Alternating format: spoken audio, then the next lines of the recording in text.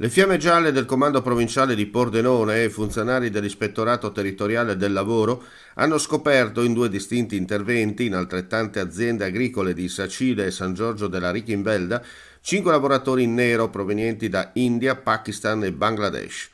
Per i due datori di lavoro, entrambi sanzionati, è stata disposta l'immediata sospensione dell'attività, avendo impiegato personale in nero in misura superiore al 10% degli addetti regolari. È stata anche applicata per ciascuno degli addetti la maxi sanzione da 1.800 a 10.800 euro, raddoppiata per il titolare dell'azienda di San Giorgio della Richinvelda, in quanto recidivo alla violazione. Dall'inizio dell'anno sono 51 i lavoratori in nero e 3 quelli regolari scoperti dalle fiamme gialle del Friuli occidentale, 30 i datori di lavoro sanzionati e 19 le attività sospese.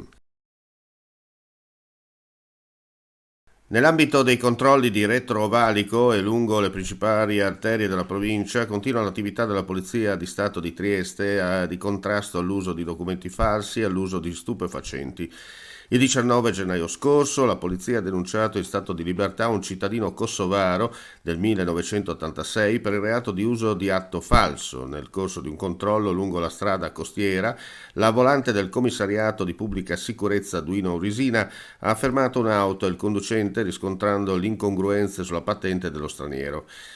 Accertamenti svolti con il paese emittente tramite il Centro di Cooperazione Internazionale di Polizia di Thorn-Magler in Austria hanno confermato la falsità del documento. Il 28 gennaio lo stesso commissariato di Duino Aurisina ha denunciato in stato di libertà un rumeno dell'86 per il reato di falsità materiale per anomalie sulla patente. Anche in questo caso più controlli approfonditi con il medesimo Centro di Cooperazione Internazionale hanno confermato la falsità del documento. Nel pomeriggio del 7 febbraio, sempre gli agenti del commissariato di Duino Aurisina, in esecuzione di un mandato d'arresto europeo, hanno fermato un rumeno di 30 anni che viaggiava a bordo di un pullman diretto verso il confine. È accusato di violenza pubblica ufficiale commesso nel paese di origine emesso dal tribunale di Alexandria in Romania. Nella serata del 12 febbraio la volante di Duino ha sanzionato amministrativamente un rumeno del 2002 poiché trovato in possesso di sostanza stupefacente. Era a bordo di un'auto con 3 giovani stranieri.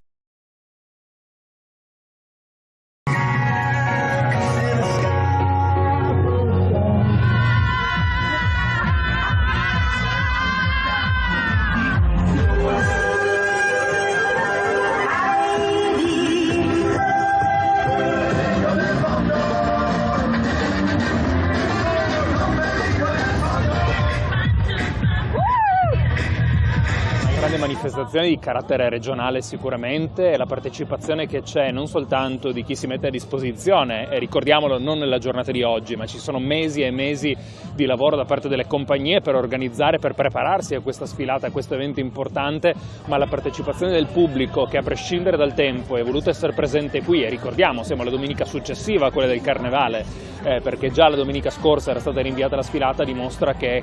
questo è un evento che desta un interesse pazzesco